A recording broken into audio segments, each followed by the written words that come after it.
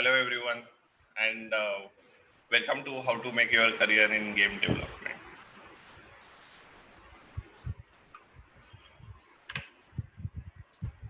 Shall we begin?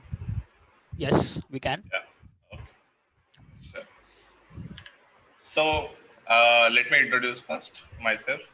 So I'm Aniruddha Zogaikar. I have around 12 to 13 years of game development experience. Wait,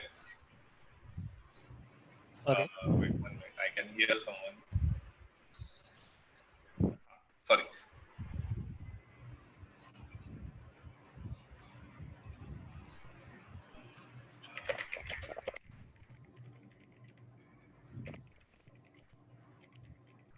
Uh,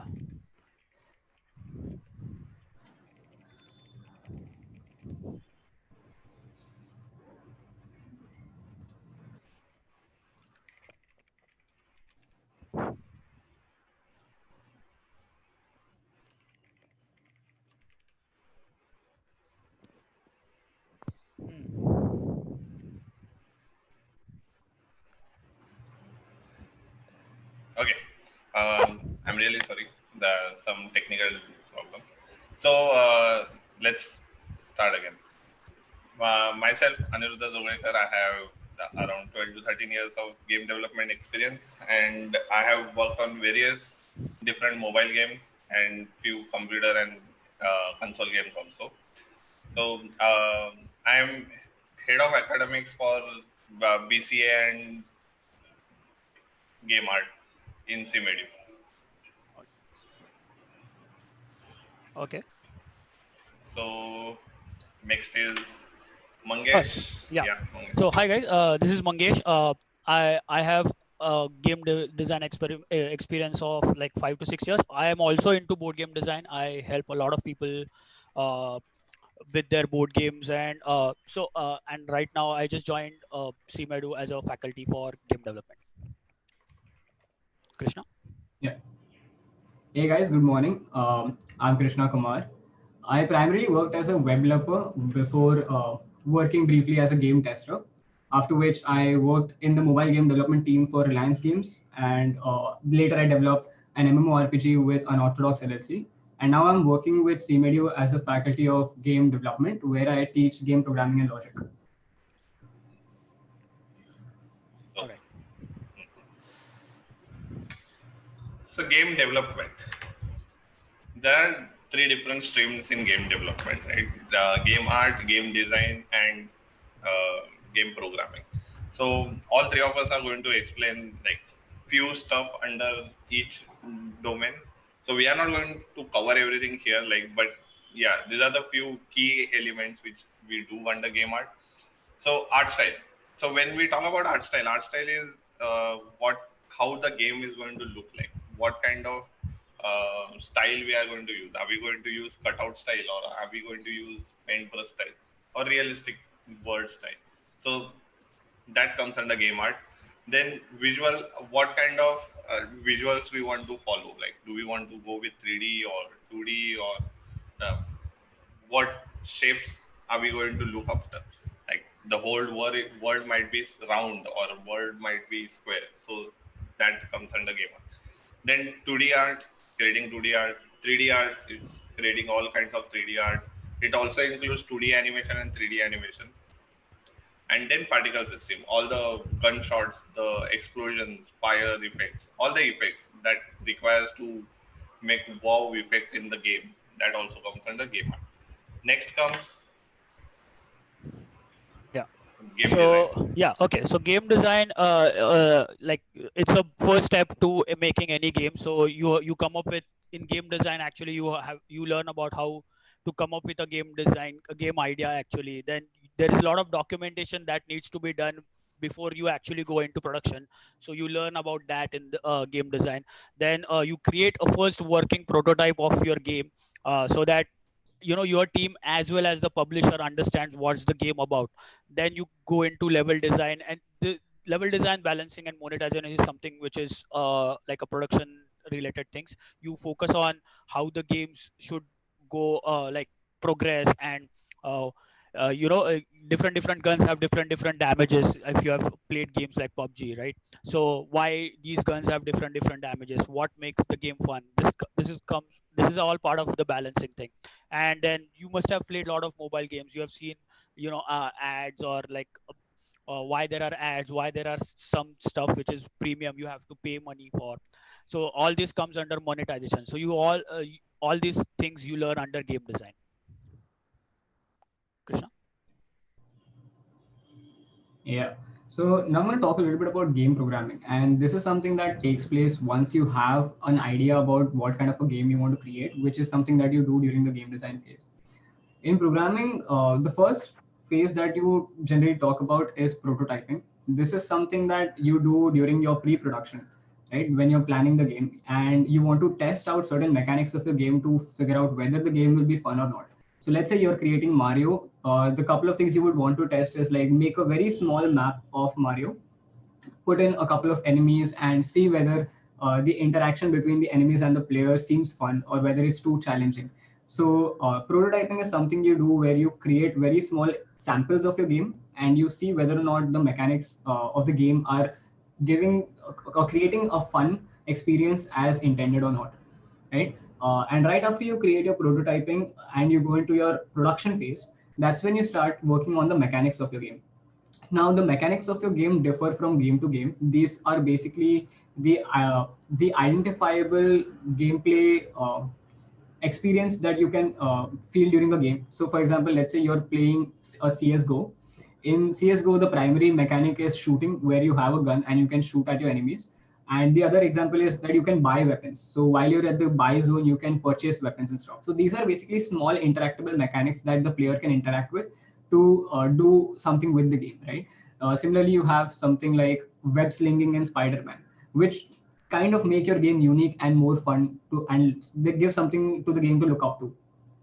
Then you have asset integration. And this is where you actually bring your game to life after you've coded some mechanics and created some interaction within your game. And now you want to make your game look alive. You will be implementing animations and sound effects and visual effects to complete your game. So this is what packages your game together, right? So this is where you will integrate all the assets that come from the game art team or the sound team. Then you have your enemies. Now, enemies in general are basically any artificially intelligent entity that behave like players. So let's say you're playing a game of NFS. These would be the enemy cars that race with you. Or if you're playing Doom, then these would be the enemies that come at you, the aliens that come at you and they try to kill you. So that is another behavior that you have to create. Then you have multiplayer programming, and multiplayer programming is a little bit more different because now you are dealing with databases to save player progress online, to connect different stores of gamings together. So like if you purchase a copy of a game from Steam and you purchase it from Bethesda, now you want your save to be synchronized over the network. So that would be one of the jobs that a multiplayer programmer would have to take up.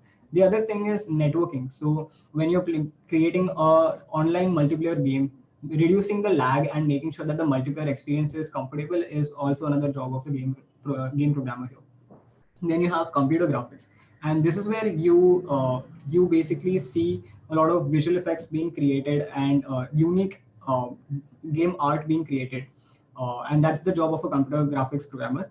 The computer graphics programmer also works uh, on a little bit of hardware of the game, where optimizing the game and communicating with the graphics card. You guys must have heard about ray tracing and such new methods of creating better visuals in games.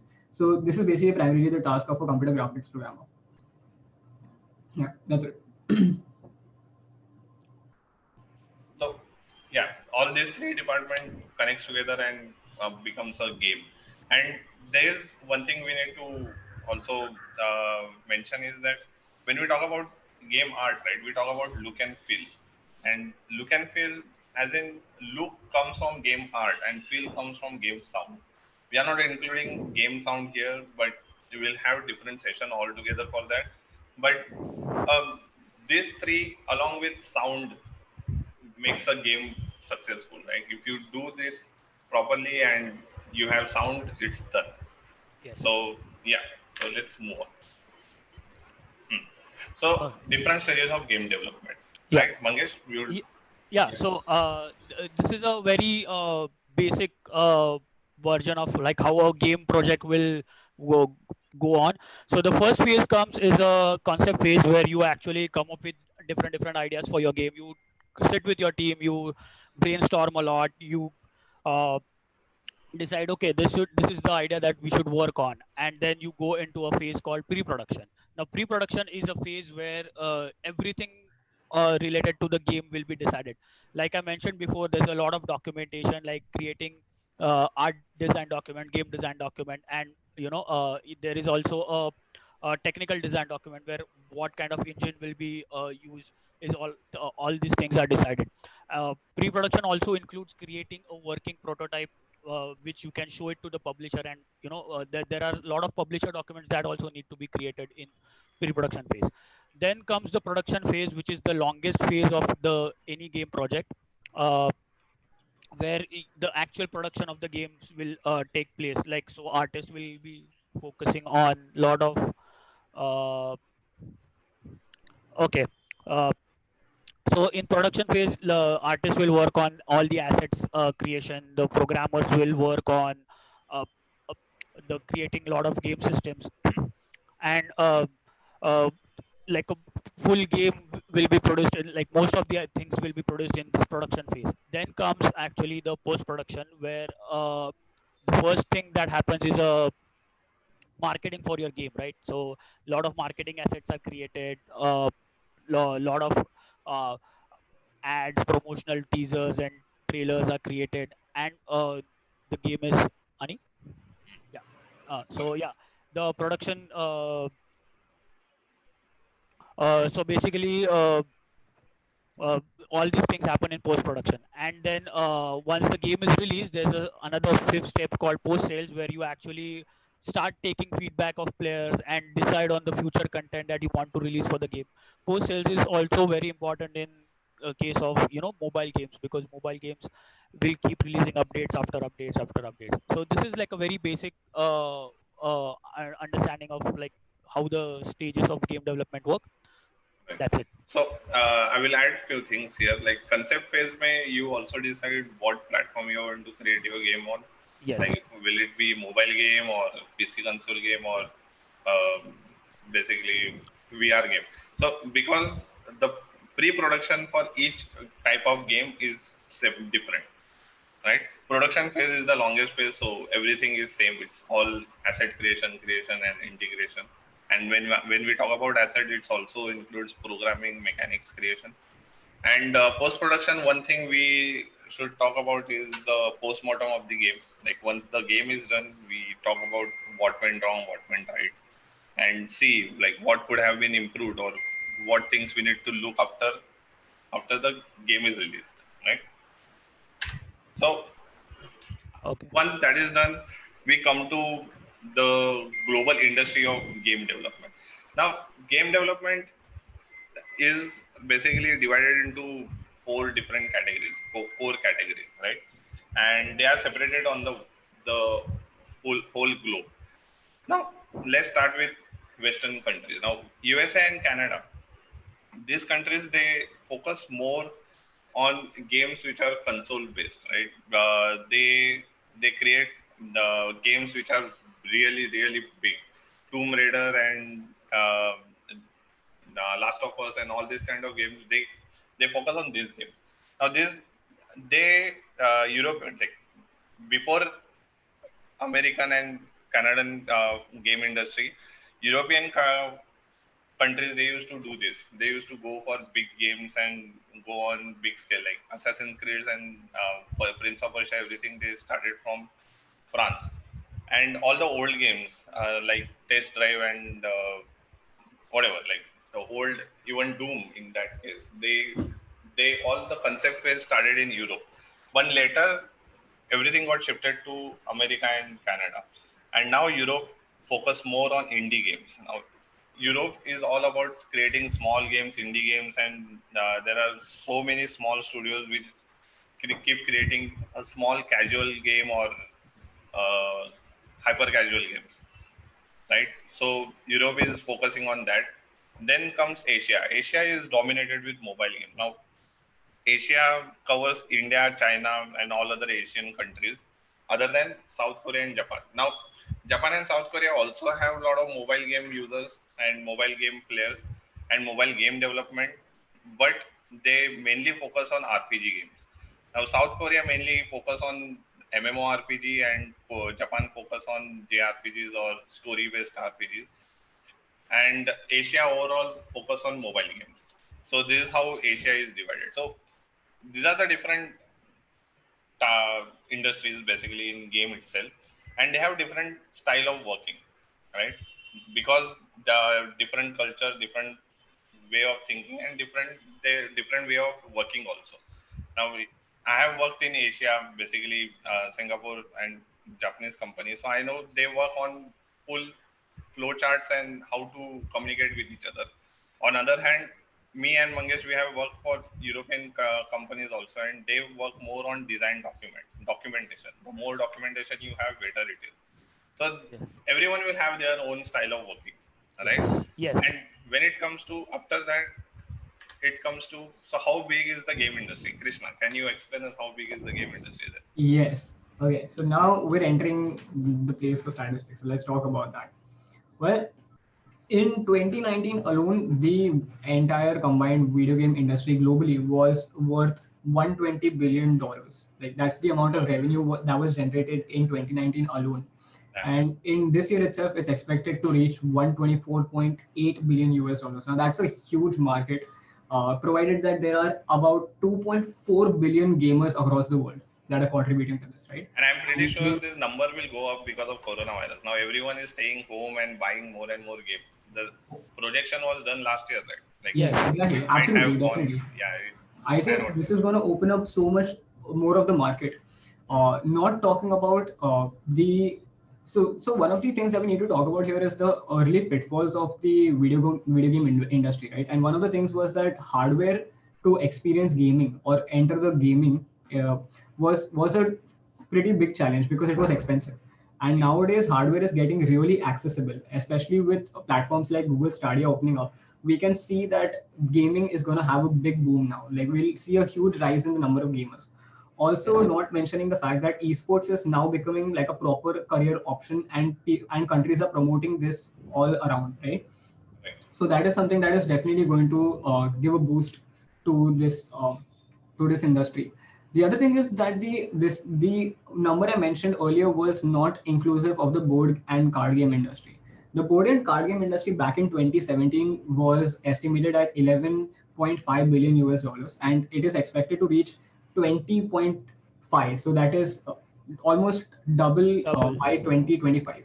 Yes. So we can see like an look at an exponential growth at board and card games, and it's also a growing trend to play digital board games. So while this medium is also going up, we can see that the video game industry can boom quite massively. And a huge amount of that number was actually being contributed from India itself. India alone was generating 890 million US dollars from just the mobile game industry in 2019. So that's actually pretty considerable. That's a pretty considerable amount. Yeah. Yeah, that's it. Next. Sorry. So so once we know what is the how big is the game industry, we need to understand what kinds of job you can get in game industry. Now these are not again all covered because there's so many different jobs and so many different things you can do. But we try to cover the most important one, right? The most known one. So first is modeling and texturing artist. Now modeling and texturing artist is someone who creates 3D model, someone who imagines how the 3D model will look like, or actually go outside, take camera and take real photos of textures and then put it there. So creating a model in any 3D software and putting texture on it. Texture is basically how it will look. Basically, the texture is texture, right? So that is modeling and texturing. Then 2D and 3D animator is basically there are two types of animation. One is object animation and one is character animation. So object animation is door opening, closing, or a box getting destroyed, or windows opening or closing, car doors opening and closing. All these kinds of things are object. animation, and character animation is basically character movement and all the animation we see in the game, jump or slide or picking up guns or picking up objects, all these kind of things, right? Then environment is mainly covered with foliage. Now foliage is trees and small plants which you see all over the game. No matter what game it is, the environment makes game stand out from other games, right? the the bigger it is, the more you have it in environment, the more you will remember that game, right? um, then come concept artist. Now concept artist is the now most um, important or most asked job in the industry right now, because concept artist is common for all games. No matter what game you are creating 2D game, mobile game, 3D game, does not matter.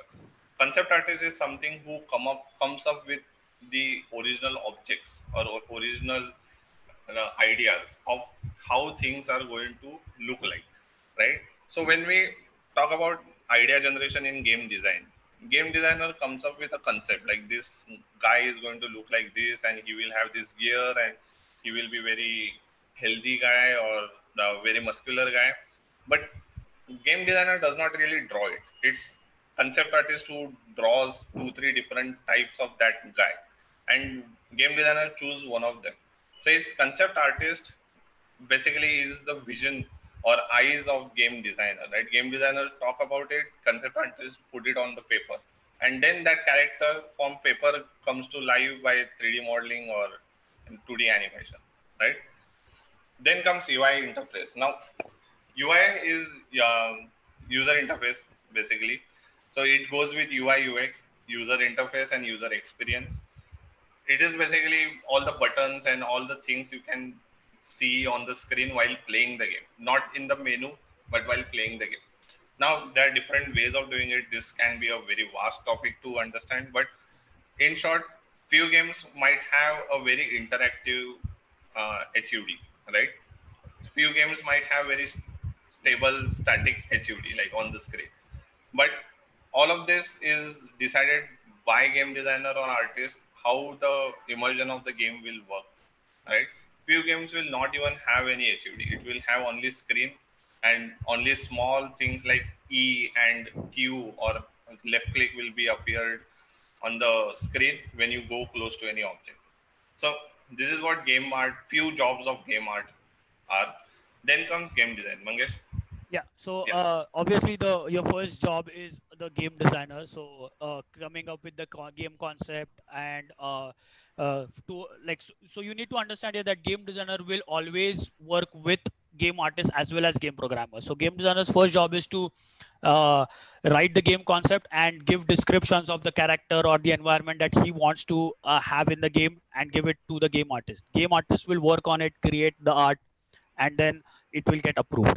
Similarly, game designers will create like logic behind the game systems, like what kind of game system he wants to have, and he will tell it to programmers. Programmers will implement it into a game engine. Then comes level designer. Now so all games have levels. So level as a level designer, you will decide what things should be kept where in the game. uh, then comes like game tester, which is like I think most of you know what a game tester is. You have heard about this. You have to, once the game goes into a testing phase, you have to test the games whether things are actually working the way they are supposed to. You have to play the game again and again and again to see whether the game is actually playing the way it is supposed to. Then comes a monetization designer, where you have to actually design monetization models for your game. A lot of mobile games are usually free to play, but then there needs to be a way for your team to earn money out of it, right? So that is where the monetization design comes into the picture. Then again, I already mentioned the system designer. You have to create different game systems. Health system ho gaya, uh, uh, uh, there can be a inventory system, there can be like a UI is in itself is a system. So you have to come up with these ideas, and that is actually can be one of your specific jobs in game design. I will add one thing here. Like difference between game designer and level designer, right? Yes. So game designer is someone who comes up with mechanic that my character will jump, my character will walk, or my character can slide. And then level designer takes those idea and implement it such a way that player will enjoy that jump, player will enjoy that walk, or player will enjoy the slide. Yes. So for level designer and game designer to work together is very important, because level designer will make sure that this enemy spawns here so that player can slide and go through it. This obstacle will spawn here, so the player has to jump from him, right, from the obstacle. So Yes. they need to work very closely. In many cases, game designers and level designers are the one same person, but in big companies like Ubisoft, or if you go in bigger companies, Activision and all, you will have to have different two roles: game designer and level designer, right? So moving on, game programming. Yeah. Krishna? So in game programming, also you have like multiple different fields. The first one is a 2D or a 3D game programmer. Now, when we talk about a 2D or a 3D game programmer, we're primarily talking about somebody that is developing game mechanics, such as when you play Minecraft and you're building your base or you're destroying blocks and collecting them. That's one of the mechanics. The other mechanic could be the equipment mechanic, where you're equipping certain items on your character, and that is changing the attributes or the visuals of the character. That becomes another mechanic. So certain mechanics like this is what a 2D or 3D game programmer writes. Uh, and similar mechanics are like when you look at Fortnite. In Fortnite, building the base during the gameplay itself is another mechanic. And in PUBG, you can see the barrier closing, which actually is the main mechanic of the game, right? So these mechanics are what your 2D or 3D game programmers will be creating. An AI programmer is somebody that decides or writes the functionality for artificially intelligent entities in your game. These can be cars, like I said earlier. It could be cars in a Need for Speed game, or it could be enemies in a Hitman game whom you're supposed to stealthily cross across, or it could be uh, enemies in Far Cry that shoot at you, right? Now, a technique often done here is that the AI is generally supposed to be not the AI is not supposed to defeat the player, but the AI is supposed to actually make the game fun for the player. So that is also something that the AI designer and the AI programmer work upon. Yeah, level Right? design and AI programmer need to work together. Yeah. Right. Now, a mobile game developer is generally somebody that also works on game mechanics. Often, however, they are more skilled at the optimization and the monetization part of it, because now you'll be working with certain other technologies to work with. So, for example, if you're working with Android, then you will be working at a different platform. If you're working with iOS, you'll be working at a different platform. And that's what separates a mobile game developer from a 2D or a 3D game programmer, but the mechanics remain the same. Then you have a game tester. Like Mangesh earlier explained, this is where the person will test a certain phase or certain mechanic of the game and test it for bugs, or see whether or not it is giving the intended experience. And in case it is, then or in case it is not, or if there are some bugs encountered, then that is relayed back to the programmer to further inspect. The slide is off. Then you have the network programmer, and the network programmer is somebody that actually programs the database and the matchmaking system, your ranking system. So a huge amount of esports actually depends upon how your game has been programmed. If it's an MMO game or an online, maybe it's a MOBA, multiplayer online battle arena game like Dota or League of Legends. In such a game, your matchmaking system and your online connection and database matters a lot, and this is what the network programmer is responsible for. Yes. Okay. So yeah. So once we understand basics of game industry, there are a few questions which comes in our mind, right? We also have a few questions written down here. We also came across all lot of questions, and lot of students asked this question. So we'll go through these questions and we'll answer it, and then we can open it for all of you viewers who can ask question. Whatever question you want to ask, you can go ahead. But let's finish the frequently asked question part, right? So first is, I got a job in game industry. What should I focus on here onwards? So should I what should I go for it? Yeah. Yeah. So once you are in game industry, now you are working as a junior game programmer or junior game designer or junior game artist. First thing first, try to identify one person who you want to be a mentor, right? Everyone needs a mentor, and once you find that person, stick with him, understand how he works on it. Try to copy him, try to replicate what he is doing. He is there with that so many of years of experience. Maybe basically he must have invented his own way of doing things, and it might be very unique, right? So try to copy him, and then once you are comfortable with his way of working it, then start adding your taste to it, and start adding new stuff to that equation, and you will come with your own way of doing things. By the end of this, you will have something that is much unique and much more required for anyone. Like, all the other companies will look for you, and then you will be seen as someone who can mentor people also. So yeah, I will definitely say, after you get a job, find that one person, stick with him, and try to understand how he works, how he thinks, and try to create similar pattern, right? So next question. There's something I'd like to actually add to that. Yeah. And that is that when you first join a company as a junior game developer, you're primarily joining in as a junior game developer. So you'll be handling multiple different types of work, right? And during this stage, you should try and identify which particular job you're interested in. So if you feel like I am more interested in AI programming or some other kind of programming like network programming, you should try taking up that responsibility and seeing how you can proceed further in that field. But you should start identifying where you want your future to go. That way. Yes. Yes. Okay. So let's move. So next question is, I'm working on my portfolio. Do I also need to have a degree to work in the game industry? Who do you who wants to go for this question? So, okay, I'll go for this one. Yeah. Okay. The way I see it, big companies require it. So there it is automatically mandatory, right? If you're trying to apply for a job for Ubisoft, they will want you to have a degree before they can even review your profile, right? But it helps for indie game development.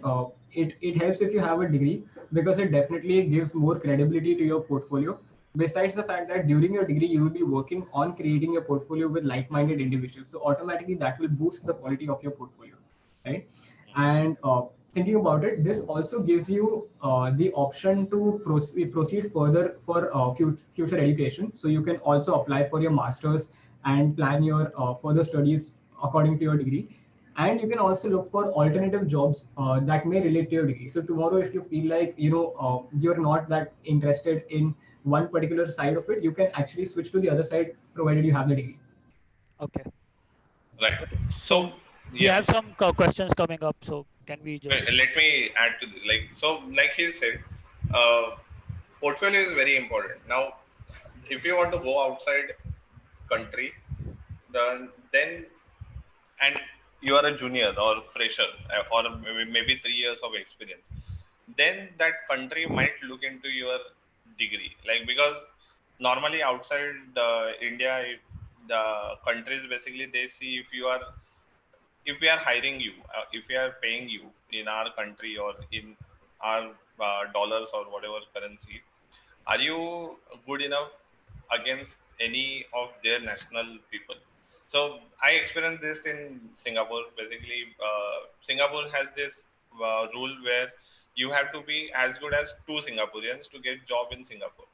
So at that point, they look after all your degrees and diplomas, whatever you have done, because portfolio working is one thing, and having certain skill set basically is other, right? So yeah, degree gives us more exposure to other stuff also, management stuff also. So that's Basically, why. yeah. So basically, it is something that is people can count, right? Like it's quantifiable. Like Right. so, people you need a like a degree as well as a portfolio both. Yeah. So go out of country, right? Yeah. So let's answer few questions from question and answer section, right? So Yeah. first question is, do you teach only digital games? So no, we also teach board games. So Mangesh can give that answer properly. What exactly we teach? So we are well, like in the first year, you will work on a lot of board games. Now, like there's a reason why board games are taught even when you are learning about video game design, is because a lot of video games are actually evolved from board games, and board game is something which you can see physically on in front of you, and that is something which we call it as a paper prototype of your video games. So board games, Your voice. yeah, your board games are very important because you can actually design your level on the paper and see how it is working before even going into the programming, because programming might take time, your artist might take time to design those assets. Rather than that, you can just create a paper prototype, which is much more easier to do. So yes, we do teach board games also. All right. Then thank you, Mangesh. So Yeah. next question is, can elaborate audio department and for newbies what it requires to get into it. So I will give you that answer. I have we have seen basically people joining as fresh in our companies as sound designer, and one thing they lag into is understanding of game, right? So game development, if you want to create sound for game design games specifically, then you need to understand what game design is.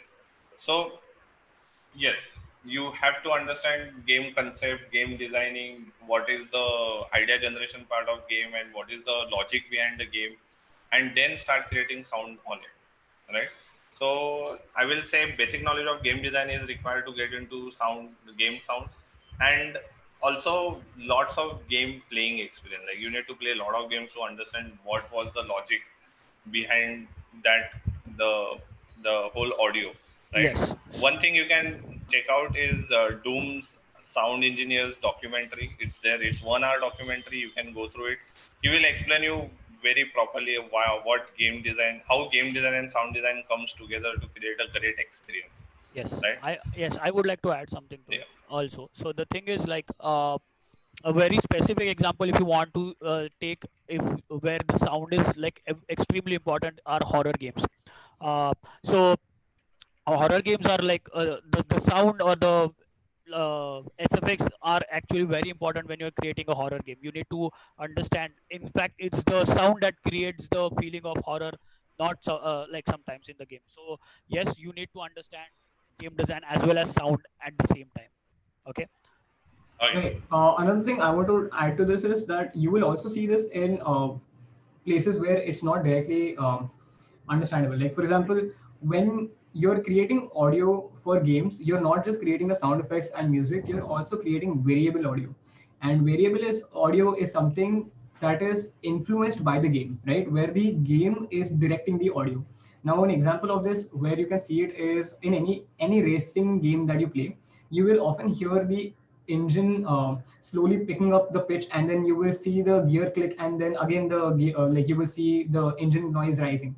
And oftentimes when you see a character fall from a big height, you will see that the sound of the wind starts amplifying as you are following as you're falling lower, right? All of this is actually happening or being directed by the game itself. So that's where game audio is a little bit different than just creating audio. Okay. Thank you. So let's finish with FAQs then, and then Yeah. we'll come back to next questions, right? Okay. Okay. Okay. Step by step. Okay. So next is, why join an institute physically when there are freely available resources online, right? Tutorials or YouTube videos. Yeah. So I will quickly go through it. Basically, this question.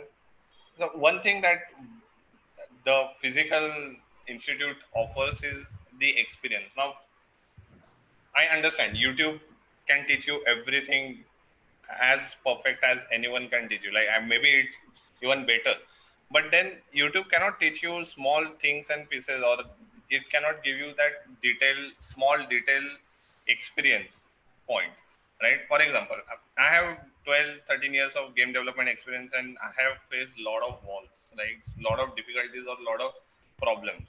And when you're working on something, you will face those problems.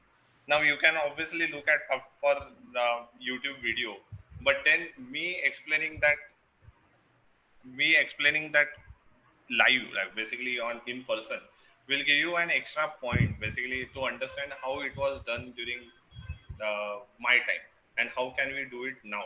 And not only me, same same question can be answered by maybe Mangesh or Krishna differently, and everyone will have different solution for that same problem. Ultimately, game development is all about problem solving, right? It's about having fun and solving the problem, and it's also same for developers. So that's why I will always go for physical institute over any online resources or YouTube Yes. thing, right? Okay. Yes. I just want to quickly add to this. And so it's basically knowledge, right? It's knowledge that you're after when you're trying to learn something. Now, knowledge can be of two forms. Basically, knowledge is experience, and either it can be your own experience by trying out things, or it can be acquired experience from someone else's knowledge, like someone else's experience that you're converting into your own knowledge. And that is one of the things, like Anirudh mentioned, that the institute provides you. That is the true gem that you will get from our countless hours of trying out the things hands on, and then we can relay that knowledge to you. The other thing that you can often benefit from is the kind of equipment you will find and the guidance you will find in getting resources. When you're looking online, you will often find a bunch of resources, but you will not know where to start or what is the right resource. When you are basically enrolling into a physical institute, you will get that particular guidance as to which particular path is correct for you, tailored for you, particularly knowing your knowledge, right? It's not a general path that has been created like a course. So that is the kind of personal touch you get. And like I said, equipments are another big thing. Like, Yeah, so everyone knows that VR equipment are pretty expensive, but having them available in your institute freely for use for all the students to learn educationally is a great benefit that comes along. So you can learn about VR and AR development without having to purchase these heavy, expensive equipments. right. Yes. Okay, chalo. Next. So let's move on. What does an interviewer look for in a portfolio? So I have taken a lot of interviews. I have rejected a lot of people, and I can quickly, in one line, I can say that whenever I look for a portfolio, I look for someone who can learn quickly, someone who can do self study, and someone who can work in team environment. Three things I need in any game developer. I don't care if it is artist or designer or programmer. If you cannot pick up new tool and if you keep crying over one tool which I worked on previously and I have very good knowledge, I don't want you. You can go and find that company which use that tool. Then someone who says I have created so many games alone, I can work alone, I don't need this guy is just slowing me down. I'll say you open your own company and work in your own company. I don't want you. And if someone is, what was the third thing? No, but yeah, these are the two things that most importantly I want someone to do it, right? Yeah. But yeah, so your portfolio should have games created, yes, definitely, but it should also have some projects which are done in team base, right? Your portfolio should have something that is done over and over period of time, basically Unity 3-4 games, but it should also have few games created in, or maybe a level in Unreal Engine, or maybe in Hammer Engine or some other engine. So diversity is key for that. Like, don't stick to one thing and one thing only, and don't stick to tools also. Tools keep changing. You might be learning Unreal Engine 4 right now. By the time you enter in industry, it's Unreal Engine 5 already. What are you going to do about it, right? Yeah. So in portfolio, personally, I always used to look into this, right? Okay. Yeah. So do you guys want to add? Yeah, in a portfolio, generally, you what you want to do is you want to make your portfolio targeted, right? You want to know the reason you're building that portfolio. So, for example, if you're creating it for a particular type of job, you want to include elements that basically are displaying to your interviewer in a. Exactly. It's like a pic. It's like the saying goes, like a picture says 1,000 words. So, if you're basically creating small game videos or a small story that is demonstrating the work that you will be or the skills that you will be implementing at that particular job role, it will definitely give more weightage because that will show your interviewer that you can really perform your job, Yes. right? So Yeah, so you can if you want to apply for a concept artist, you can't just go with the 3D models that you have created. Like we need to see concept art in the portfolio, right? Like so something like that. Yes. Okay. Okay. So next question. Let's Yeah. quickly go through it. Do I need to know game programming, game art to develop board game? Uh, Mangesh. Yes, uh, please. it's not a necessity, but it will definitely help you. So the thing about board games and card games is like they are very you are creating physical versions of these games, right? So you will have to find people who can playtest your game and make sure that they're playing well, right? So uh, knowing game programming is important because you can just create the prototype digitally in one of the game engines and you can send it online to the people who are not actually next to you, and you can get your board game tested very well. uh, Actually there are a lot of good tools which are actually available for free for board game designers who can playtest their board games everywhere. uh, why do you need to know game art? Because board games are equally beautiful looking as video games nowadays.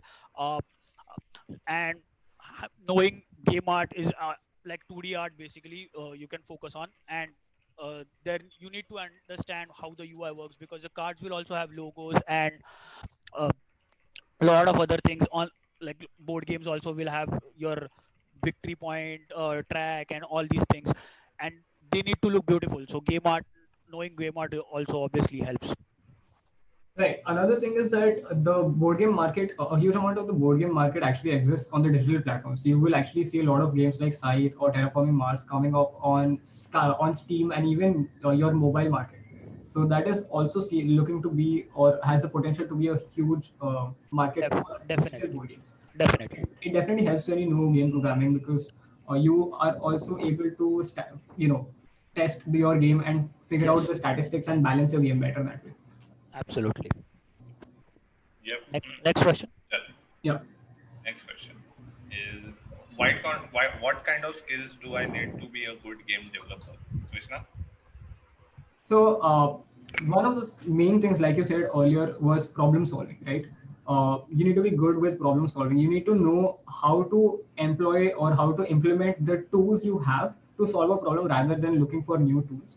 So you should be able to like work within your scope, but also be able to learn very quickly. So you need to have the ability to learn quick, because you will never be at a job where you will be only employing the knowledge that you already have, but you will constantly be evolving. In fact, one of the things you should look at your job is challenges. You need to look at something where you will constantly be learning and facing newer challenges, so you are also evolving with the job.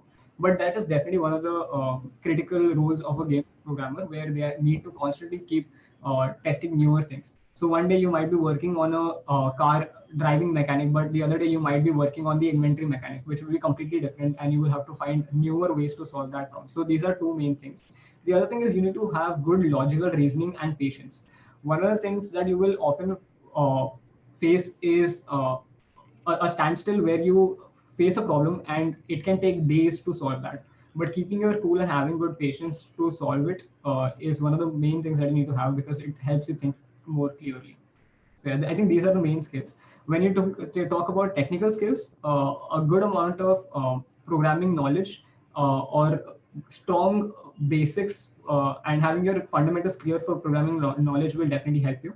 And in-depth knowledge of any kind of a game engine, where it's not really tool dependent. Game engines have common elements that will be present in every game engine. So if you're thorough with one game engine, it should not take you too long to migrate to another game engine. So having these skills will definitely help you be a good developer. Okay, yeah, we can quickly go to the next one. Yep. Yeah, because we have a lot of questions to answer. 14 questions. I'm not good at drawing. Can I still become a game designer? I am by title, before becoming project manager or studio head, I was senior game designer, and trust me, I cannot draw for anything, like seriously. It is not really necessary for you to know how to draw, but you really need to know what is good drawing and what is bad drawing. What are the good colors? What are the bad colors? Right. So to become a art director or a senior game designer, you need to understand basics of sketching and drawing and all the art related stuff, and you need to be really good at it. Even if you cannot draw it by your hand, but you need to sit with artist and make sure that he does it properly. A junior artist can come with the good stuff, right? So yes, you don't need to have drawing skills, but you need to know what are the drawing skills, right? Yes. Yeah. Okay. So next is, I think that's all. Yes. Ask us anything, and you guys already have asked 16 questions, so we'll answer one by one. Can I Okay. can I share this, or should I keep it like this only? I think we can just keep announcing them as we like keep Yeah. going Okay, through. okay. Yeah. So Just next click. question is, can I become software engineer after this? Okay, so I'll Krishna. answer this one. Definitely yes. And the reason is that when you're learning or studying game development, a huge amount of your study will be about programming languages like C++ or C Sharp, which is also the base fundamentals of what you're taught at a software engineering course, right? It's not very different. Only we specialize, or the game development course generally specializes in the field of game development, but the basic fundamentals remain the same. So porting from being a game developer to becoming a software engineer is not very tedious at all. The other thing is that you will also be studying mobile app development. So you will already have a good base skill set of how to make Android applications or iOS applications, and a little bit of know-how of how to write a database for websites. And the same is applicable for games as well. So a lot of the technology is similar, but personally, I feel like it is more in depth or different when you work in the game development field. So it's not very difficult to port into becoming a software engineer. Yeah. Okay. Okay. So next question is, I am doing And BDs we design. right now. Huh. Okay. Business development. No, So, design. Bachelor's in design. oh, bachelor's in design. Okay, okay. What other degree do I need for getting into game industry? So, Mangesh, you want to answer or should I answer? So I think you don't need other degrees, but you need to show the work that you can actually work in the game industry. Like we Right. mentioned, the portfolio thing. While doing the like design degree, if you can come up with some art or uh, things related to game industry, I think your B design like degree in design will help you. Mhm. Yeah, so basically getting into game industry is not that very difficult, right? But climbing it is. So Yeah. getting into game industry, you don't really need anything else. You can actually start doing it. But then to climb upwards to become art director or someone studio head at some point, you need to go into it, right? Someone has raised arm. Okay, Yeah. let's do it later. Arm raise बाद में करेंगे. Hmm. Okay, I want to pursue game sound. Uh, are there any specific software I need to learn, or any specific coding configuration for this? Coding Krishna? languages. Right. So earlier I mentioned something called variable audio, right? This is when I was talking about the game sound, when I was talking about how the car engine sound progresses. Well, for creating such game sound, generally what you use is something called an audio middleware. So you will often see the name of softwares like WWise or Fmod when a game starts up. And these are the softwares that you should be proficient with when you want to work with game sound.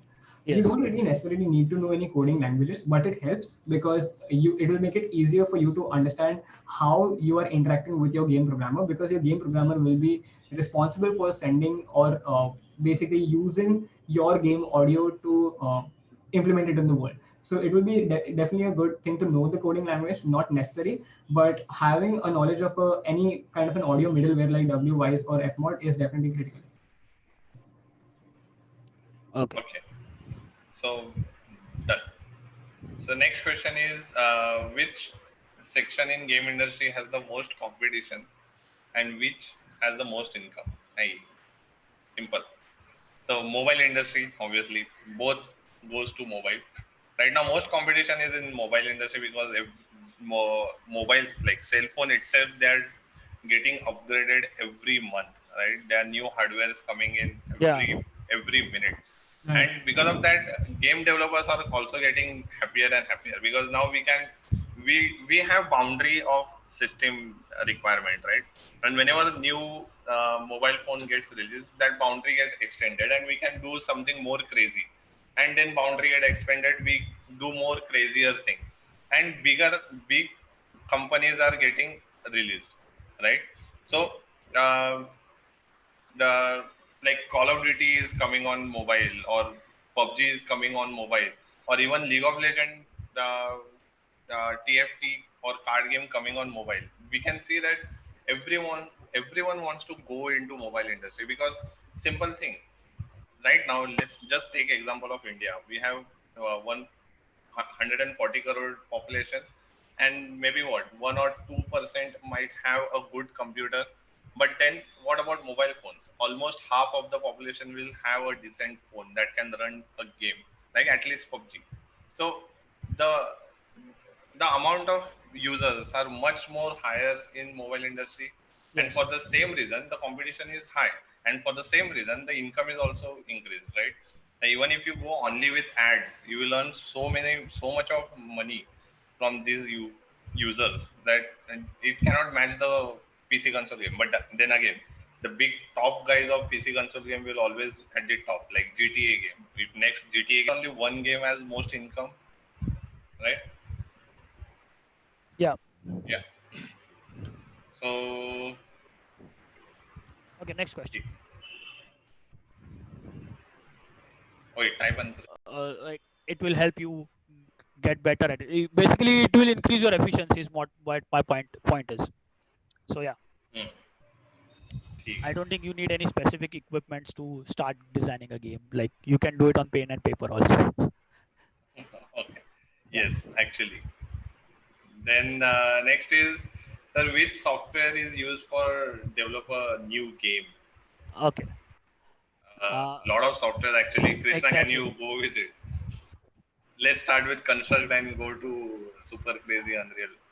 Krishna, talk about. Okay, so basically, what you generally use when starting out is a game engine. Generally, you use this because a lot of the code is already written for you. You don't have to go ahead creating a physics engine and a rendering engine.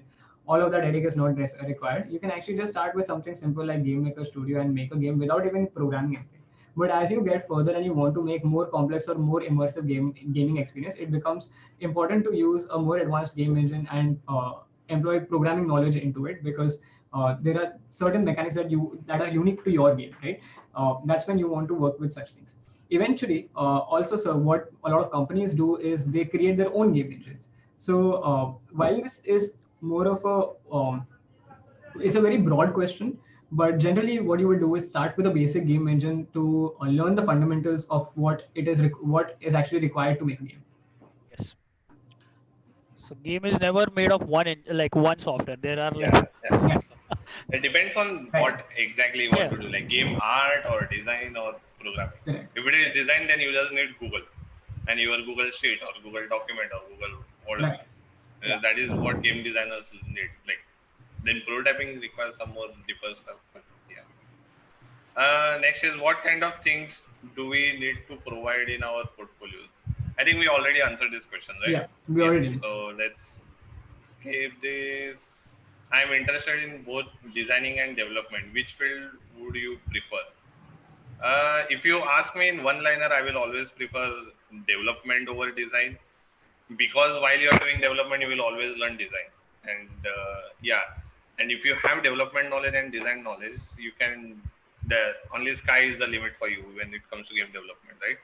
Krishna, you want to add something to it? I think I agree with what you're saying. It Hmm. also comes down to personal preference, but like Anil said, if you have development knowledge and you will need to require learn about designing Hmm. as you proceed. You will automatically be and have the knowledge to also make that project something that you can actually create a game out of.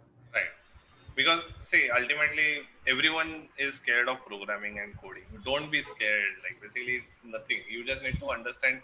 First 2 days, yes, it is scary. A lot of numbers and a lot of calculation. But then once you get hang of it, then you are done with it. Right. Right. Yeah. Yeah. So let's go on to Okay. Next next. one is very big. So okay. So I have heard as of now in the game development industry, people get fired easily as soon as their job is done. Is that particularly in that particular in game. particular game. Acha. How is one supposed to grow in such a field, keeping aside the skills they have? Okay. Uh, so I will start with it. Then you can add. Okay. Yes. So I have worked in big companies, okay, and the key element is if your work is good, no one is going to kick you out. Like you need to make sure your uh, work is good and you are always trying to grow yourself, right? Now there are few companies, there are few bad companies, and those are there in all industry. Who really does this? Like for them, it does not matter if you are good or bad. For them, it does not matter what work you have done. Once project is done, and if they don't see any profit out of it, they are going to kick you out. Now these companies are well known. You can find them on internet, and more like I will suggest don't go into those companies as a fresher. But again, these companies are also those companies which pay the most, right? So you have to start small. You have to start with companies which are like barely just started, like startup kind of thing, and learn stuff.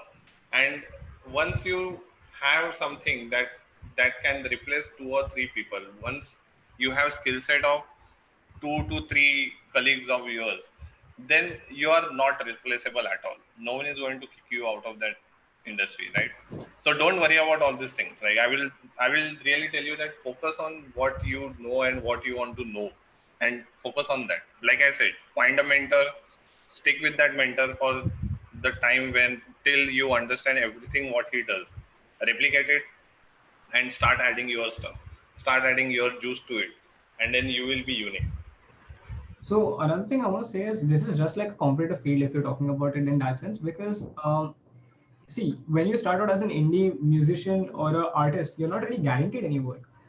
So I wouldn't say uh, that this field is exactly that difficult or competitive, because there are also, like Anirudh said, indie companies stick with you if you are a core part of the team, because then you become an integral part of the company, right? And if you have the skill sets, like Anirudh mentioned, of a required member of the team, because you will be working on a lot of parts of the game yourself. Yes. Now, one of the things I have to mention here is that there are other companies that are dependent on your skill once you start working with them. For example, companies which create their own game engine for a particular project. That project often goes on for years, and you being a core part of developing that engine. Experience or experience. Hmm. Which genre of game? So personally speaking, I think this is again depends on a person to person what Yeah. genre you want to do. But if you ask me, the most amount of learning you will do is from side-scrolling games. Yes. So side-scrolling games, I had my uh, I think Mangesh knows that teacher. Lionel is level design teacher for me. Yes. He taught me level how to do level design and stuff. So he always used to say that side-scrolling games have no limit. You can create all genres in side-scrolling games. And Yes. nowadays side-scrolling has become a genre itself. So I will say why not? If you want to learn most about game development or most about games, play side-scrolling or learn how to create side-scrolling games. Yeah. Inside Ori, there are so many different kinds of games. Mario, like right Metroidvania. from it began from Mario, like Yeah, so there are like Metroidvania, like roguelike, all these genres come from side scrolling. So I will say side scrolling. Mangesh, if you have anything, Krishna, if you have anything other genre, then you can mention. no, it's definitely like I would say, okay, don't focus on a genre of the game. Focus on like so the key here, the key to survive in game industry is possibility. You know, you should believe in yourself that I can develop any kind of game. Don't just stick to one genre of gaming. Is what I would like to say. That's Like, true, very true. yeah, Exactly. So, like we mentioned earlier, when the skills required were asked, the ability to adapt and learn new things is critical, and you will need that when working from project to project. The other thing is that different game genres have something we call different game pillars, right? That's what make up the game genre itself. And these different genres have different elements of gameplay, which you will always learn when you work with different genres. So I wouldn't say focus on one genre, but the best thing I can say is play games from multiple genres. At least play like 3 to 5 games in the genres that are commonly known, like JRPGs, RPGs, MMORPGs, play some brawler games, and try to understand what makes these games fun. And I think that can give you a lot of knowledge about what kind of mechanics you would have to learn to implement while making a game. Right. Right. So yeah, let's move on. 18 more questions. Next is, according to you, what has more scope, animation in the movie industry or game industry? Wow. So let me tell you one thing. One Star Wars video was just released recently. Now even movie industry is moving towards game engines, right? Unreal Engine Yes. and Unity Yes. Engine is Yes. used No. to produce animation for movies. So I will definitely say that sooner or later, after few years, I guess, there won't be any difference between animation in movie or animation for game industry. It will be same. You can use the same animation in game, or you can use the same animation in the movie. So right now I will just say that just focus on game industry, I guess, because whatever you learn right now under creating movies for game, you are going to definitely use that knowledge in movies down the line 4 5 years, after 4 5 years, right? Yeah, yeah. So basically, the Mandalorian, whatever that TV show is like, but that used Unreal Engine 4, like fully, Right. the Star Wars TV show. Yeah. Right. Next Oh question. yeah, there's a nice documentary on it again. Yeah, yeah, yeah. Yeah. Okay. So next question. What are the You reper. repercussion of plagiarism? How to avoid it while learning? Okay. Play a lot of different types of games. Like I have said this to so many students, I don't remember, that don't stick to only one game. Only playing PUBG or only playing Counter Strike or only playing Yeah. Dota. Don't stick to that. Play different types of game. Understand what they have done in their game, what mechanics they have used in their game. There are so many different genres, different IPs like Warhammer 40k, or even Star Wars IP, even Diablo IP. Like these are big IPs, but still there are very few people who has played these games, Okay. right? Yeah. Small games like Inside or Ori in the Blind Forest. Uh, these games also give you so much of knowledge. Basically, if you have knowledge, you know what to do and what not to do. Because if you haven't played this game, you don't know if you are what you are creating is copy or not. Yeah. Exactly. Exactly. So you have So to play all. yeah. Also, the like talking about plagiarism here again. Like, see, there is no like you can't patent your game mechanic, or you can't really. And if you see, there is Call of Duty and there is Battlefield. The both games play same and both sell, so you don't have to worry about like getting your idea copies. You have to find out something that makes your game unique, which you think is unique. And if you manage to convey that to the player, the players will obviously love the game.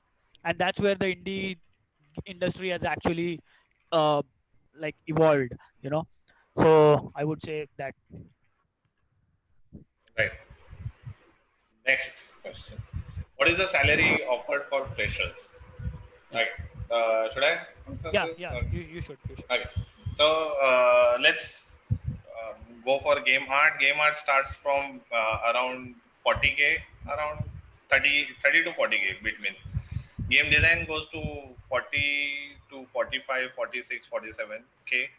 And art, game programming is a bit higher side, which can go from 50 to 65k per month. I'm talking about. So yeah, those are the salaries right now. But again, let me tell you that after this corona the virus uh, end game, I don't know what will be the case, but these are the salaries which were there for previous November, because our students were getting placed, and I can guarantee like that was what they were getting paid. Yeah. Yeah. So done. Okay. So I want to get into game audio, and I had sound design, various gameplay, and other sci-fi movies. So what kind of Demo reel. demo reel I need to have in order to work with you people or any one of your students? I desperate to learn and work on various parts. Any suggestion? I am from CMEDU, Mumbai. Okay. Okay, So so I think we Mangesh. can ask him to contact and then we can figure this out Yeah, we can offline. This just is ah, correct. We can just introduce you to our game team, game student team, yeah, and they are constantly working on some game here and there. Like they are always working on a game, so you can always join them and start working on for the sound. So we have already implemented few games. Like we have decided what games for Pune sound design students, like when they are going to connect with game students and work on game. definitely, But we definitely. can We can definitely do just that for Mumbai also. yeah, Yeah, just ask one of your faculties to get in yeah. touch with us and we will do it. Get in touch with Punit sir or me, whoever, right? Yeah. So Okay. okay. So, I would sir, like to answer this question. I already read this. oh wow, so excited. Okay, let me read it then. Sir, So I am. You only read it, no?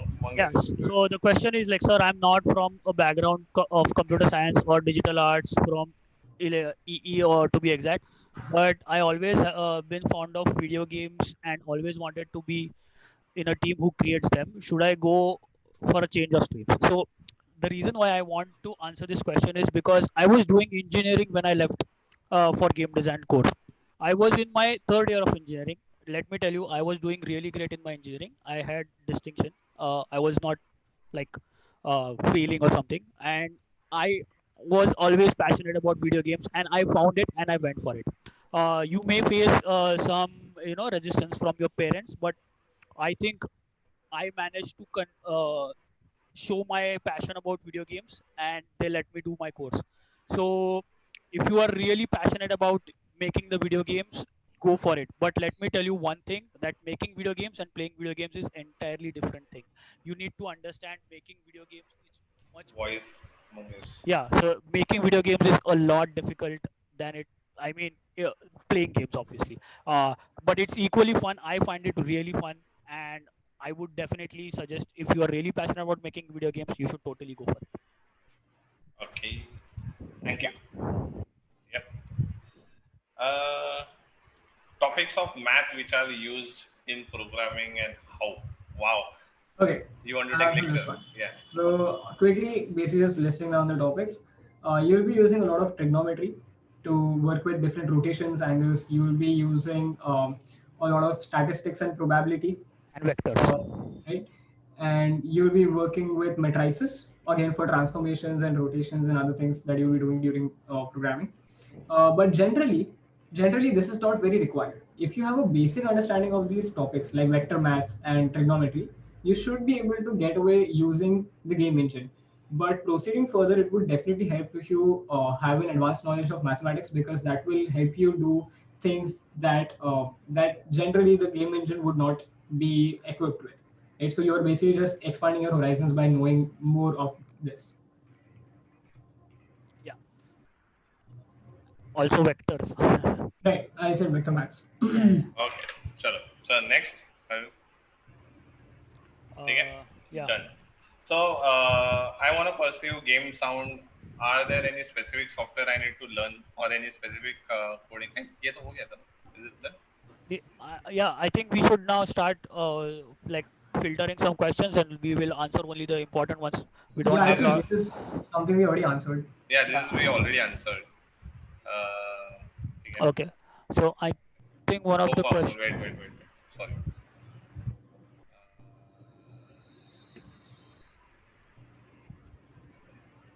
Okay. I will answer one of these questions. I will click on it. So I am only a programmer. I cannot design. Very bad at it. How do I develop my portfolio with programming skills? Okay. The best idea here is like talk to your friends. Uh, Create coming up with a game idea is easier than you think. Uh, we have like people here who can actually create a game idea from one word. Like so, take ideas from someone. Collaborate. I would say collaborate when you think you are not good at design. I would recommend you collaborate with someone who is good at coming up with your idea, and then you help him code a system. You ask them Right. like, okay, give me a problem, like give me a game system and I will design it for you. and then you can put it on your portfolio that okay, this is the concept made by this person and the programming part is taken care of by me. So that is how you put it in your portfolio, and it counts, it definitely counts. So Okay. yeah, there's no one can really say that I cannot design as in art or design as in game design, because art I can understand. Designing, game designing is something you can really play a few games and understand those games and try to replicate those games, right? Exactly, exactly. And then once you start replicating those games, find the things which you can fine tune, and you will be done. You will do awesome, Okay. right? So uh, Yeah. एक minute, let's go again on the top. So which department is best to face in game industry? I will not segregate it. Like it's nothing like you. All departments are similar in a way, right? Yeah, yeah, yeah. You need to Definitely. use your All are brain or important. your skills in all departments. So Okay. nothing to nothing to differentiate it. Then can you please write down the names of this software? Sure, we can do that. We'll do it after the seminar is done. Yeah. Okay. Then how to create a game design portfolio? Game design portfolio specifically for game design. Then I will say create lot of prototypes. Create lot of prototypes. Create lot of levels using level editors, Yes. right? This is what we look for from game designer. So when you create levels, we can see your level design skills.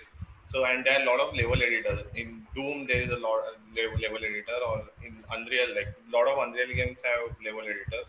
So Okay. you Yes. can use them, or Yeah. you can use any engine and create a basic game, right? A prototype of a game or a vertical slice of a game. Okay. I'm just going to give you a quick tip here. Like if you just go to Steam, I am hoping you know what a Steam is.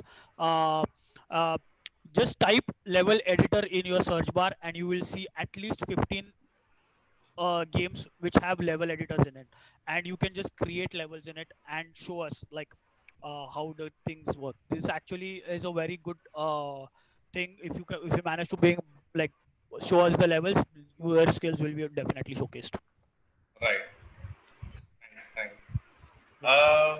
Then comes, which game engine should I learn to go into gaming companies so that I can earn more?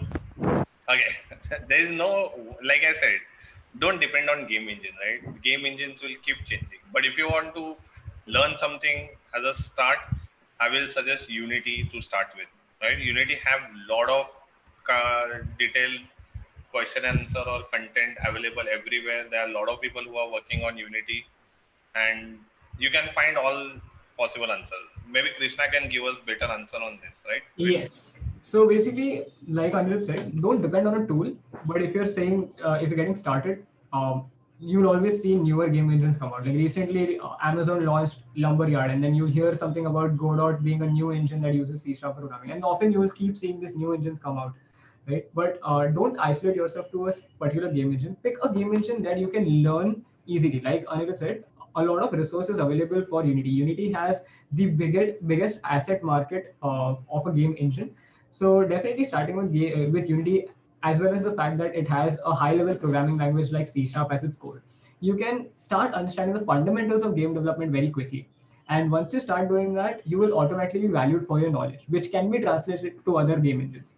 So I would suggest start learning more than focusing on which game engine I should go for. Once you have enough knowledge and you're looking to grow yourself in your job, you can always scout different companies because different companies use different game engines. So some of them, like I mentioned earlier, have their own proprietary engine. Like Rockstar uses the Rage engine. So Right. having knowledge from Unreal or Unity is not going to help you there, but definitely knowing the fundamentals of that particular game engine will help you translate that knowledge into the Rage engine very easily. So think about learning more about the engine than or learning an engine to more depth than figuring Yeah. out which engine to learn. Okay. Right. I think. So yeah. Yeah. Yeah. Like, go on. Okay. So how small or big team do you need to create games? Like, can I create game with two, three of my friend, or should I need a big team? Yeah, okay, I can answer this also. I was working with a team of three more people with me. All three of them were sitting in three different countries. My two programmers were sitting in Turkey. My lead game designer was sitting in Montenegro and I was sitting here in Pune, and we worked to make a full game. So I don't think you need a like lot of team. I can tell you some examples where one person has created the full game. So Jonathan Blue. yes, exactly. uh, so I don't think you need a big team. If you have the experience and if you have clear vision of what you want to make, you can make the whole game on your own. So team again, like I keep saying that teamwork and team synergy is very important when you're working Yes. in team. So and yeah, like more the heads you have, better the game we will have. Basically, that's what game is. Game development is for. Next is what kind of further studies can we pursue after a degree in game development? You can always go for masters, definitely. And there are so many different countries offering masters in game development. But yeah, you need to have a strong portfolio and a degree before going for masters. So you can go for game development masters or game design masters or game art masters, or even breaking it down UI UX or the art, like very basic 3D or 2D art related masters. So you can go for that, Yep, right? definitely. There are a lot of master programs for game programming as well. Like you can go into artificial intelligence, you can go into neural networking, you can go into networking, and specialize in a particular field. This is what I was talking about earlier when I said that when you're looking for a job or when you get a job, what you should look for is what field you want to grow in, what particular job role you would like to gain, where is your interest more towards. Because when you're working in a bigger company, you will be working on a particular in a particular field rather than the entire game, right? Whereas when you're working in an indie game development company, there will be few of you, so you will be working on a lot of different categories or different departments of the game itself. So yeah, further studies you can definitely go into a specialization of the same study. Hey, what was the third game of Jonathan Blow? Sorry. Mangesh? Braid. Hey, phase. Arey, no, FEZZ, no? no, phase is field fish. Okay, then it was not. Still. Jonathan Blow is I think Witness and Braid. Yeah, yeah, yeah, I guess. yeah, it's bread. Braid and Witness, right? Hmm. Okay. So, next question. What kind of further studies can we pursue? Can I get next? As my game development will begin soon, how would I start becoming familiar with the concept and basic for beforehand during this period? Simple stuff, and I also used to follow it. Play different types of games. Write down uh, what are the things you can improve in that game, or what are the things you think can be improved for yourself, right? Maybe not for your neighbor or not for your friend, but maybe something that can be tweaked and you will like it even more, right? If let's say Mario can do double jump, like I would prefer to have Mario to have double jump, right? Then I will write it down. Mario can do double jump so that he can do this. Only 3-4 pointers. That's all. And this is very good practice. Even a well-known proper established game designer should also do it. This is something that we like my mentor told me to do it. Like if you want to increase your game design knowledge, do this. Play different games, try to add and try to combine mechanics, and you will have certain new ideas, right? Mangesh, you want to add something to it? No, I think we are running short of the time. So Okay. yeah. Then which company should I join? A product based or client based company? Yeah. Uh, Uh, s- I would suggest like so client based as in I'm understanding it as a like a company which takes outsourced outsource. Yeah, work. outsource. Yes. So IP work. yeah. Product based. So that is actually something which where people like artists can definitely go for it. They will keep getting new projects. But if you want to become a really good game designer or a game programmer, I think you should go for the other part. Like Right. So, which, so I will definitely say product based if yes, you ask definitely. me, Yeah. because don't directly jump into client based stuff, right? First, learn to do something new. So, product based. Yeah. Yeah. Then, hi, I just want to know how one good script help us with the game development. Wow. Krishna, can you help us? I am actually a little bit confused with what the If question you is. create a very good script, Ah, how can it will help you? Like it's okay. basically at the end game when you are going through bugs and stuff. That point it will help a lot to find the bug. I guess that Yeah, was a totally. So we generally there are a lot of coding practices that you learn about, right? Like how to write your code, how to there are naming conventions for things when you're writing your code. And I see another question by the same person, so I'll answer it together. It is game programming divided into more subparts? Yes, it is, and that is why writing good code helps you because you'll be working in a team, and it is not just a single person that will be working on the code.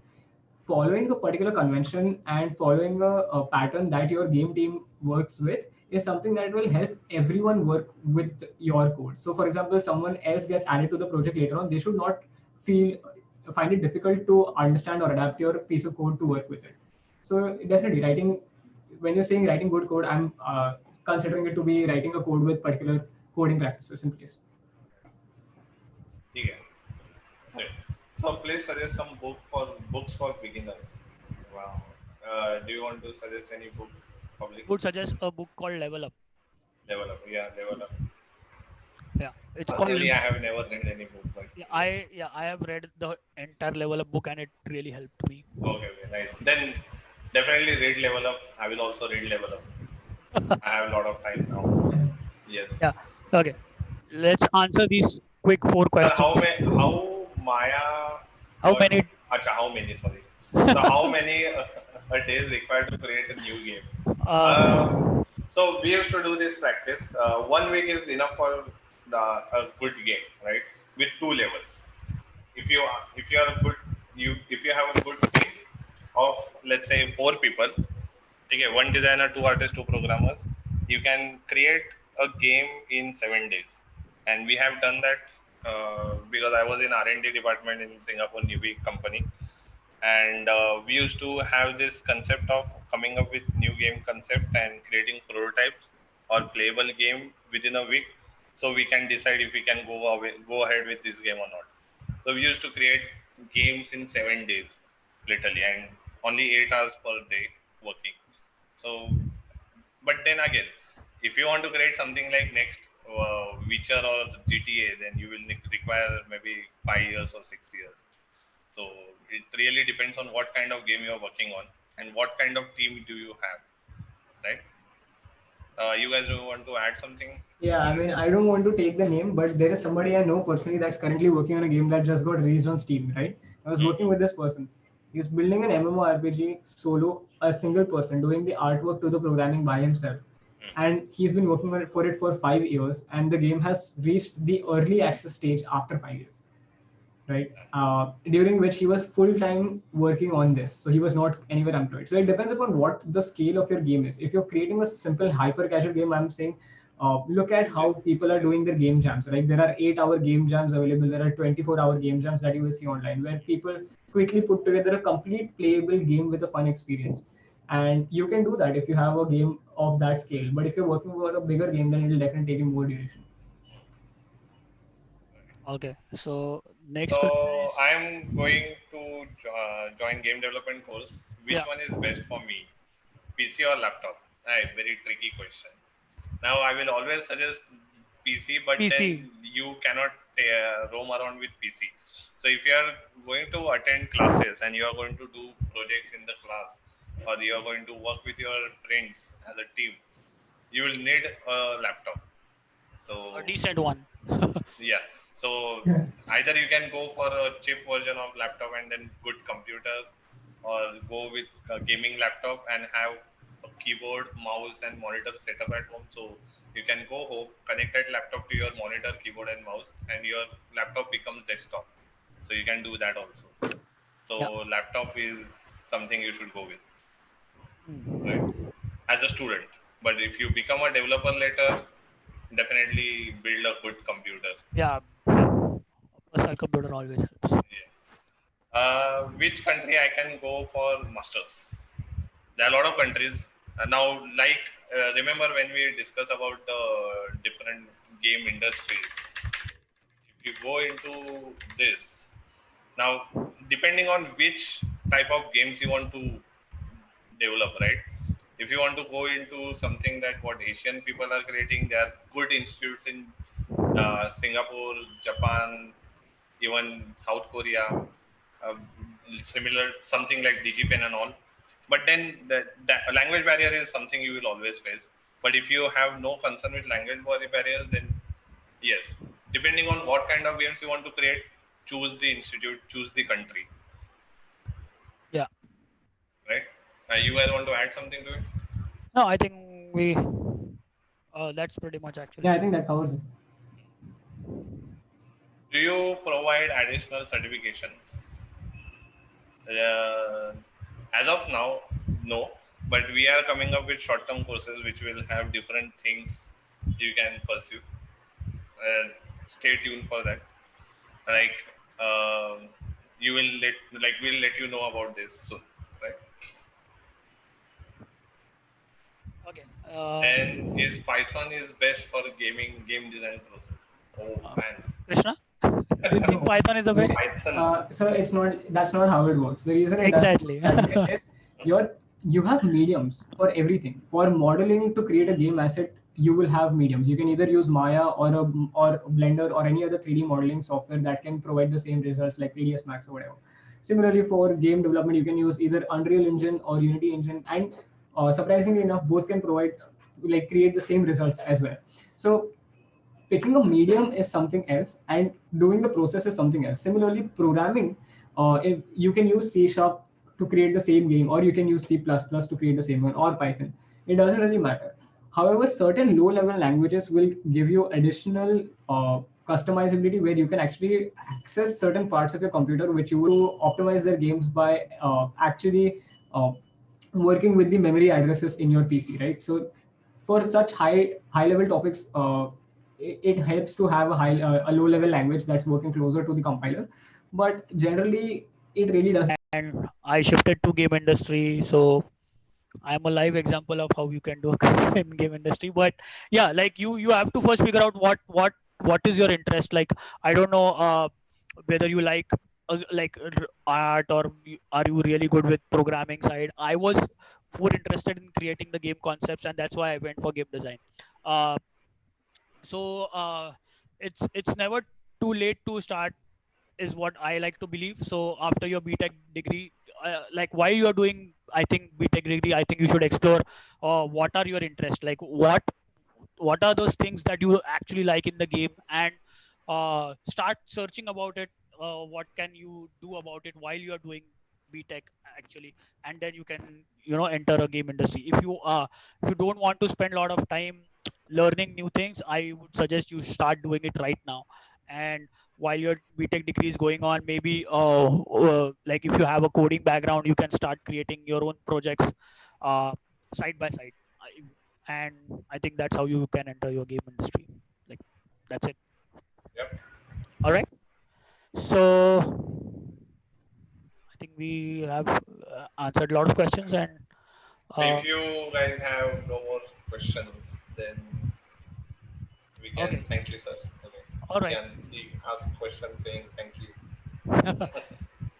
All right. Okay. So I think No problem. That was the whole thing. So no need to thank us. yeah, Thank you for asking interesting question, guys, and I hope everyone enjoyed it. enjoyed it and satisfied with the Yeah. answers got Uh, received. Right? yeah. I think they can contact us on the sites mentioned below. And Yeah, you can always email or contact us through these emails. If you have any question, any doubt, contact us through this email number also. You can do that also. Right? yeah, yeah. So that's all, I guess, for today. Yes. Thank you for joining, guys. Yeah, thank you for joining. Thanks a lot. Hello. See you soon. See ya. Yeah. Yeah. Sure. Can you stop? Yes, sir. Thank you. Thank you.